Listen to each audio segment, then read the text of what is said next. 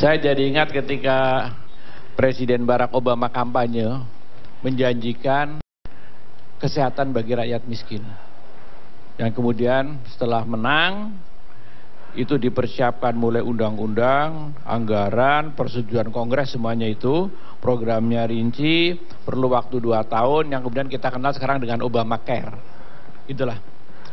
Saya kira Pak Jokowi juga kampanye masalah hal seperti ini. Tapi luar biasa, begitu tanggal 13 November, saya kira itu hari ke-13 berarti sudah langsung mengumumkan hal-hal yang memang agak kita bingung. Tentu niatnya baik. Tapi kemudian kita lihat dari penjelasan dari Pak Dirut maupun Pak Dirjen tadi, bukan sekedar namanya yang beda dengan yang sudah ada, tapi cakupannya beda, sehingga kuantitinya nanti orang yang akan di cover juga berbeda, karena definisi miskin sekarang plus rentan miskin dan sebagainya itu jumlahnya beda, anggarannya tentu akan beda, baru. Nah tentu hal-hal yang baru ini perlu ada kepastian mengenai dasar hukum, harus jelas dasar hukumnya. Anggarannya memang juga harus jelas. Perangkatnya itu juga harus jelas. Supaya kartu itu laku di mana gitu kan. Yang mau nerima siapa, udah persiapan, udah dikenalin, ada perjanjiannya, kontraknya ataupun apa. Kalau sampai pemerintah nggak bisa terima, rumah sakitnya bagaimana gitu kan. Kemudian mekanismenya, prosedur itu meliputi semuanya, itu harus jelas. Aturan sesuai dengan aturan main. Kemudian sampai ke sosialisasinya. Ini sekarang saking tidak jelasnya karena terlalu buru-buru mendadak. Ya saya jadi kasihan juga dengan para pejabat-pejabat menterinya gitu kan. Terpaksa ya untuk membantu bosnya, saya bisa paham juga apalagi menteri baru gitu. Jadi agak belepotan. Satu bilang tadi disindir CSR, satu bilang ini, satu bilang ini, agak kacau. Karena ya terpaksa harus mengcover gitu kan. Masalah-masalah yang menurut saya niat baik tapi ceroboh, sehingga rame-rame dicoba ditolong, tapi semakin ditolong semakin kelihatan ini ada kebingungan, semakin kelihatan ini ada apa yang ditutup-tutupi, ada kebohongan. Jadi sebetulnya saya pikir itu perlu ada, sehingga ya terus terang aja karena politik ini hukum, orang mulai bingung pegang kartu ini segala macam, itu belum jadi begitu jelas ya. Mestinya harus segera-segera aja lah dikatakan ini memang ada satu kekeliruan, kesalahan, daripada ribet, minta maaf aja duluan, tutup ini cerita, nanti kita benahin sesuai dengan mekanisme yang benar. Kalau kita tanya aja gini, kartu dari mana itu datangnya? Yang nyetak siapa? Prosedurnya gimana? Tendernya siapa? Yang menang siapa? Kapan ditenderin? Sekian hari. Masa banyak hal-hal seperti itu. Terus terang aja kasarnya gini, kalau ini yang laksanakan bukan presiden, udahlah jaksa, polisi, KPK rame-rame nangkep. Percaya sama saya, yakin ini salah ngawur. Ini ngurus negeri bukan ngurus toko kelontong, bukan ngurus toko mebel atau toko warung Tegal gitu, nggak bisa. Nggak gampang seperti itu, jujur ngomong, ini masalah kewenangan-kewenangan publik. Harus hati-hati gitu kan. Ya. Kalau mau dibilang ini sumbangannya dari swasta, gratifikasi hati-hati. Ya kan, kalau mau masalah. CSR ya udah tahu tuh, tadi udah terangin sama Prof Yusril, nggak boleh. CSR itu ada ceritanya. Kalau dari ini itu segala macam, saya kalau ditanya, kapan memang Pak Dirjen dapat perintahnya? Rapat aja belum. Kapan perintahnya, kapan kerja? Jadi memang ini niat baik, mungkin karena kurang pengalaman dalam hal birokrasi, ada kekeliruan. Kalau cepetan itu diralat, kita nggak usah nyoalin lagi dah. Supaya bisa kerja yang penting. Kalau enggak kan nanti repot, ada interpelasi, minta keterangan, apalagi nanti angket, nanti kemana, jalan jadi makin jauh, capek kita gitu kan. Orang nggak ngerti tapi kita dibikin repot seluruhnya gitu. Lebih bagus ada inilah diselesaikan dengan baik-baik, sportif gitu loh. Ya ini ada kekeliruan, maklumlah, memang kan begini. Jadi tidak berkepanjangan. Tapi kalau semakin dicoba diterangkan, dari penjelasan ini aja bagus, ini penjelasannya untuk profesional nih dua ini, nggak mau keseret-seret, bagus bapak-bapak menerinya ini. Kalau salah sampean ikut diminta tanggung jawab pada apa-apa itu, ya kan? Jadi tetap semakin dijelaskan nanti akan semakin misterius. Dan kasihan juga kan Mensesnek loh, jabatan penting tiba-tiba bicara CSR BUMN. Untung nggak hadir ke sini, kasihan juga. Beliau orang pinter, yakin betul, profesor, rektor mantan segala macam, canggih. Ya kan, tapi karena masalahnya ini ada yang nyelonong, nggak pakai mekanisme prosedur yang benar, memang ngurus publik ini susah. ngurus negara ini susah. Niat baik nggak bisa. Nggak begitu jalan saja, harus teratur sesuai aturan main yang dipakai, harus transparan, terbuka, ya kan? Tidak boleh ditutup-tutupi. Kok ribet bener mau nolong rakyat kecil? Ya memang ribet. Kalau nggak ribet jangan jadi presiden. Emang konsekuensinya ngurus negara itu ribet, apalagi negara demokrasi, memang begitu, gitu kan? Jadi itu konsekuensi yang logis. Lebih bagus menurut saya itu kalau BPJS tadi ya, nggak usah diterangin, itu jelas, dasar hukumnya jelas, anggarannya jelas, tadi udah terangin. Yang dari negara, iuran negara, ini itu yang dari iuran masyarakat yang mandiri dan sebagainya. Anggaran apa semua itu jelas. Cakupan, kalau itu pun mau diperbaiki sama Pak Jokowi, sehingga cakupan setoran negara lebih, harus ke DPR. Karena apa? Hak anggaran utamanya ada pada DPR. Pak, ini mau saya cakupin, dulu begini, sekarang harus bisa begini-begini, karena rumah sakit banyak yang mengeluh. Karena anggarannya terbatas, tidak. Jadi ini anggaran mesti tambah, cakupan mau luas, bawa lagi ke DPR. Sabar sedikit, kenapa sih? Gitu loh. Daripada begini-begini, ya kan? Kayak jualan apa gitu. Nah, jadi supaya tidak, ya terus terang aja, jadi nanti seperti ada skandal kartu, kan nggak enak. Padahal niatnya bagus. Nah, jadi isu ini mesti diselesaikan. Daripada bikin makin pejabatnya atau politisinya makin belepotan mencoba nerangin macem-macem ya, berbusa-busa juga salah. Memang ini birokrasi memang susah, apalagi birokrasi publik, birokrasi negara, ya. Dan rumah sakit kalau nanti ini sekarang, yang harus diingat gini, kalau ndak laku, rumah sakitnya menolak, rumah sakitnya juga bingung karena belum disosialisasi. Yang mau bayar siapa? Nanti rakyat yang jalan rumah sakitnya yang dilempar-lempar batu, ya kan, bisa bermasalah, kecewa rakyatnya. Nah kalau rakyat merasa ini dibohongi, karena belum siap, bukan niat mau bohongi, tapi kemudian rakyat marah, anggaran nggak ada, nanti akan jawab tambah kejerumus lagi, tambah dalam tingkat kebohongannya itu. Terima kasih. Baik, Bapak. Sekarang giliran Ibu Eva Kusuma Sundari. Silakan nanggapin pembicara yang dua barusan, Bu. Begini, segala yang dikonstruksikan untuk penambahan cakupan dan juga perubahan skema itu akan dilaksanakan di APBNP 2015.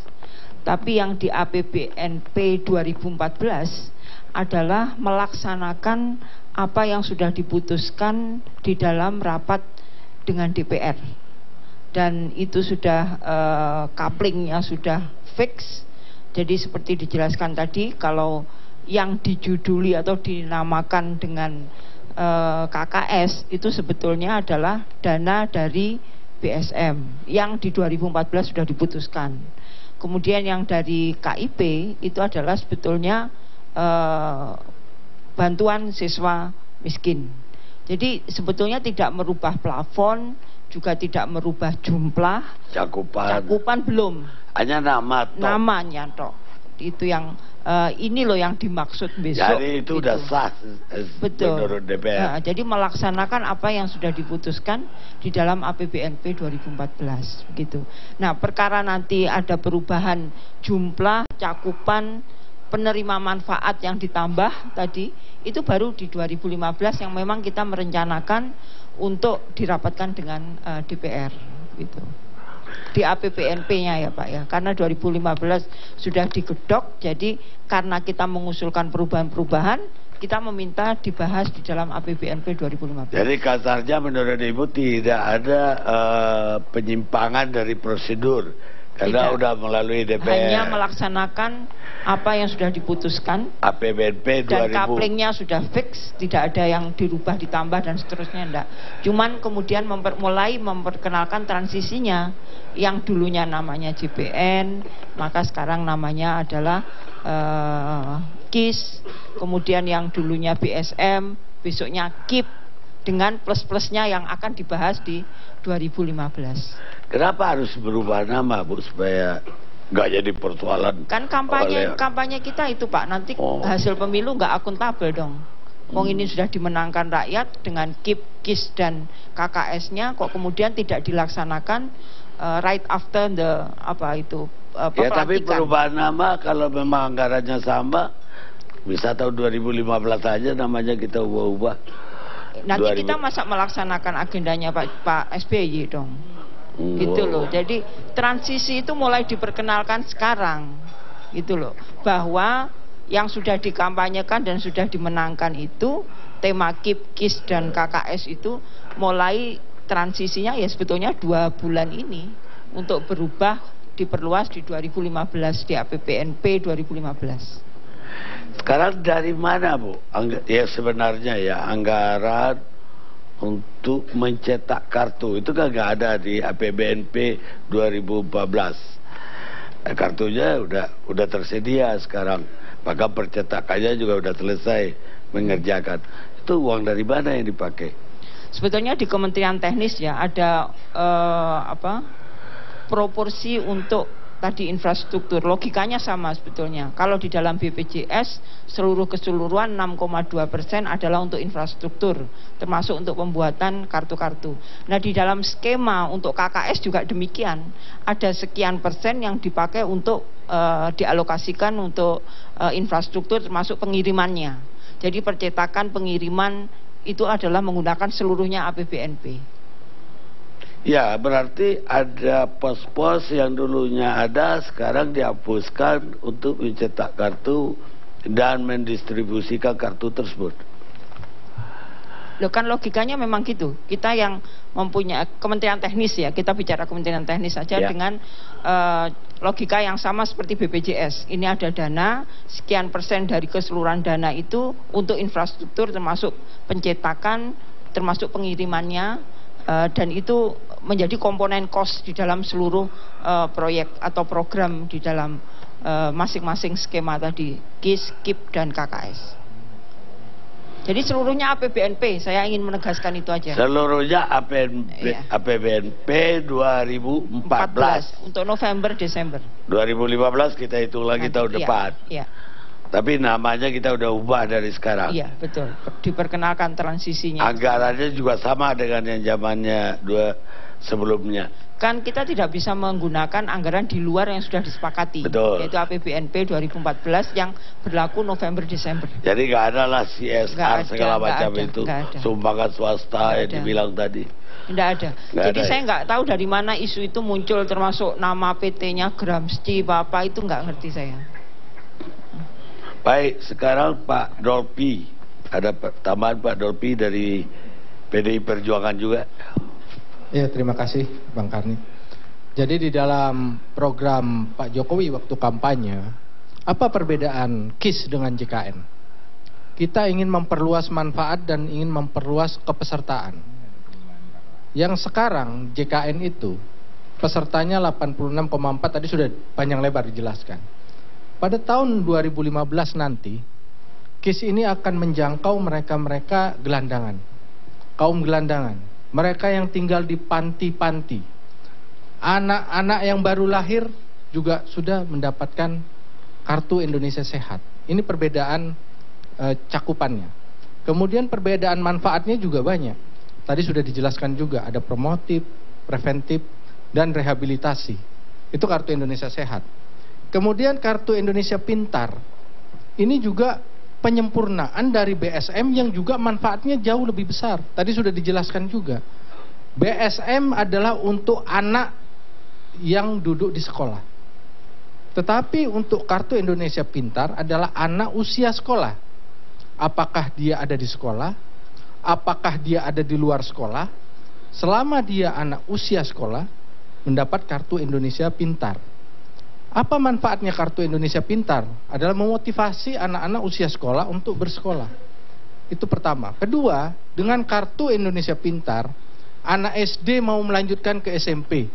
Dengan menunjukkan kartu, anak-anak ini mendapatkan akses untuk melanjutkan sekolah. Anak SMP dengan menunjukkan kartu Indonesia Pintar, masuk SMA, menunjukkan kartu itu dia bisa melanjutkan ke SMA tanpa biaya pungutan-pungutan. Itu gagasannya.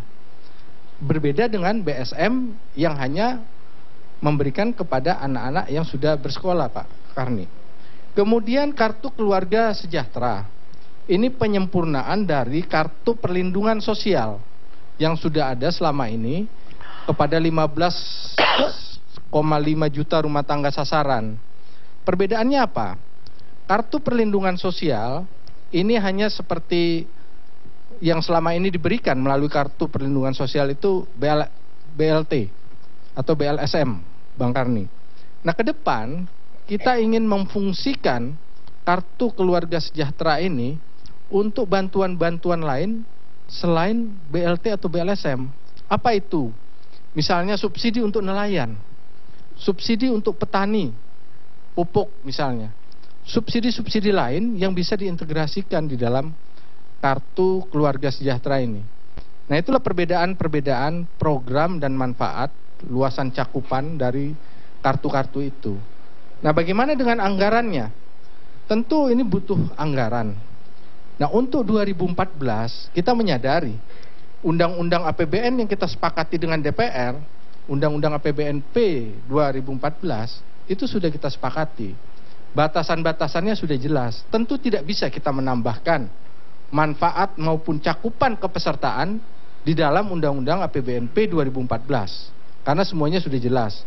Untuk JKN 86,4 juta, untuk BSM itu 9 juta, untuk KKS 15,5 juta. Itu sudah terinci. Cakupan manfaat dan kepesertaan baru akan kita usulkan nanti di dalam pembahasan APBNP 2015 yang direncanakan paling cepat bulan akhir Januari atau awal Februari ke DPR untuk dibahas bersama DPR dan mendapatkan persetujuan DPR.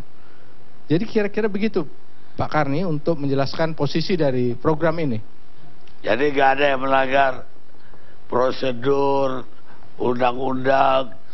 Maka tadi Pak Fuad bilang bisa Pak masuk Karni, penjara bisa dijelasin segala. Pak Karni. Begini, sebetulnya kita ini alhamdulillah tidak ada yang mendebat kok dari tadi cakupan atau definisi dari kartu-kartu itu. Tambah banyak yang di-cover, alhamdulillah, boleh-boleh saja salah duitnya. Yang dari semula kita persoalkan itu dasar hukumnya, prosedurnya, misalnya kapan tender itu kartu, kapan tuh dilelang, siapa yang menang, pejabat komitmennya, anggaran itu siapa gitu. Masa pelaksananya Pak Jokowi sendiri kan nggak mungkin, karena itu kelihatan waktunya baru berapa hari gitu loh. Karena ini masalah publik. Jadi di situ yang kita persoalkan. Alhamdulillah kalau definisi-definisi cakupan apa kita nggak ributin. Tapi kalau dari definisi tadi saya tambah mengingatkan lagi, itu perlu nama baru, cakupan baru, coveragenya lebih luas, perlu anggaran mesti ke DPR. Apalagi tadi Pak Yuri bilang kalau nomenklatur ke DPR. Jadi yang dilaksanakan itu bukan nggak pas kalau dibilang masa Pak Jokowi melaksanakan program Pak SBY, itu programnya undang-undang. Beasiswa miskin itu undang-undang. BPJS itu undang-undang, bukannya SBY programnya, bukan. Kemudian itu anggarannya sudah disahkan. Jadi ya itu yang dilaksanakan itu, bahwa kemudian akan melaksanakan lebih ya tadi seperti saya katakan, mungkin undang-undang baru Obamacare misalnya gitu kan, seperti itu. Memang begitulah ngurus negara, nggak bisa seenaknya. Terima kasih. Baik, mungkin Ibu Eva atau Mas Nopi mau jelasin. Jadi terkait dengan yang disampaikan tadi, jadi ada program yang sekarang dia cuma nanyain kartunya ini, bukan yang lain dia sepakat. Programnya apa aja dia. Ya, jadi soal kartu tadi, ini saya mau menjelaskan soal kartu. Jadi di dalam 3 kartu ini ada program yang akan diluncurkan adalah kartu keluarga sejahtera. Kartu keluarga sejahtera ini nanti akan berisi adalah kepada 15,5 juta, masih sama dengan program yang lama. Gak tendernya kartu yang udah makanya ini dicetak. saya cerita dulu dari sini awalnya Pak. Kartu keluarga sejahtera ini nanti kan menggunakan dana dari cadangan perlindungan sosial yang ada di APBNP 2014. APBNP 2014. Jadi yang dana lama. ini dikelola di dalam pos BA-BUN, bagian anggaran bendahara umum negara. Di dalam Undang-Undang APBNP 2014 pasal 17 ayat 1, pergeseran anggaran dari BA-BUN ke kementerian lembaga itu cukup dilaporkan di dalam LKPP. Nah, oleh karena program kartu keluarga sejahtera ini menggunakan BA-BUN tersebut yang ditugaskan kepada Kementerian Sosial untuk mengelolanya, Maka kemudian nanti program ini akan dilaporkan di dalam LKPP. Nah, BA-Bun sendiri, pos cadangan perlindungan sosial itu nilainya 5 triliun, Bang Karni. Ini yang nanti akan diluncurkan untuk program Kartu Keluarga Sejahtera. Kalau yang udah dikerjakan sekarang, dari mana anggarannya? Dari situ, dari juga. cadangan perlindungan sosial. Kapan tendernya? BA-Bun. Tender tentang Kartu Keluarga Sejahtera. Iya. Itu masih menggunakan kartu yang lama. Kartu 14,5 itu menggunakan kartu yang lama. Kartu yang lama namanya belum Kartu Indonesia Sehat, Kartu Indonesia Pintar belum, Pak. Kartu Perlindungan Sosial namanya. Kartu yang baru namanya Kartu Keluarga Sejahtera. Kartu yang lama Kartu Perlindungan Sosial. Yang 14,5 juta itu tadi. Jadi nama kartunya belum berubah sampai hari ini. Untuk yang Kartu Perlindungan Sosial belum berubah. Kalau untuk kartu sehat, Indonesia Sehat, Kartu Indonesia tadi kan sudah dijelaskan, Pak, bahwa pos anggarannya ada di BPJS, memang BPJS harus mencetak kartu dan sebagainya, semuanya dari BPJS. tapi yang cetak bukan beliau. Dari BPJS, Oh, dari BPJS. Kemudian yang Kartu Indonesia Pintar itu masuk juga di dalam program Kartu Keluarga Sejahtera, percetakan kartunya itu menggunakan yang tadi saya katakan pos dari BA-Bun yang ada di Kementerian Keuangan, kemudian itu dipindah ke Kementerian Sosial. Baik, mudah-mudahan. Ya begini Pak, satu poin aja Pak, boleh Pak? Ini daripada agak simpang siur, saya kira BPK saja, nanti BPK kan bisa diminta DPR, nanti bikin laporan ke DPR, jadi udah clear. Daripada ini kayaknya simpang siur kelihatan tidak profesional menurut saya. Makasih. Kalau BPK kan memang udah tugas rutin BPK begitu. Nggak bisa diminta khusus Pak untuk ini. Oke, baik, terima kasih. Kita rehat sejenak.